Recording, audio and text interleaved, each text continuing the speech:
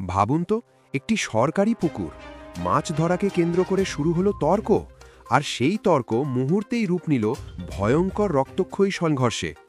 লাঠিসোঁটা আর দেশীয় অস্ত্রের আঘাতে প্রাণ হারালেন 2 জন মানুষ, আহত হয়েছেন আরও অনেকেই।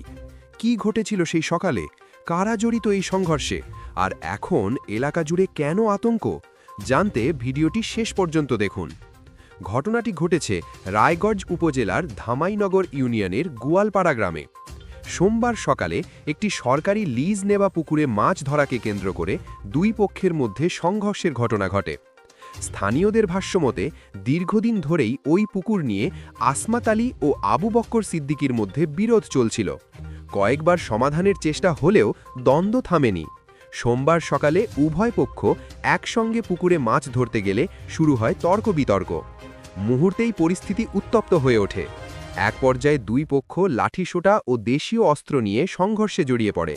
পুরো গ্রাম জুড়ে শুরু হয় আতঙ্ক ও চিৎকার। সংঘর্ষে গুরুতর আহত হন অন্তত 12 জন। আহতদের দ্রুত স্থানীয় হাসপাতাল সহ শহীদ জিয়াউর রহমান মেডিকেল কলেজ হাসপাতাল এবং Shaheed M Mansur Ali medical college হাসপাতালে নেওয়া হয়। কিন্তু চিকিৎসাধীন অবস্থায় একই গ্রামের ইসমাইল ও আব্দুস সালাম নামের 2 ব্যক্তি মারা যান। খবর পেয়ে পুলিশ দ্রুত ঘটনাস্থলে পৌঁছে পরিস্থিতি নিয়ন্ত্রণে আনে। বর্তমানে পুরো এলাকায় থমথমে অবস্থা বিরাজ করছে। স্থানীয় প্রশাসন জানায়, নতুন করে যেন কোনো অপ্রীতিকর ঘটনা না ঘটে সেজন্য এলাকায় অতিরিক্ত নজরদারি রাখা হয়েছে। একটি পুকুর দখলকে কেন্দ্র করে 2টি প্রাণ ঝরে গেল, আহত হল বহু মানুষ। প্রশ্ন উঠছে, সামান্য বিরোধ কেন এমন ভয়ঙ্কর রূপ নেয়?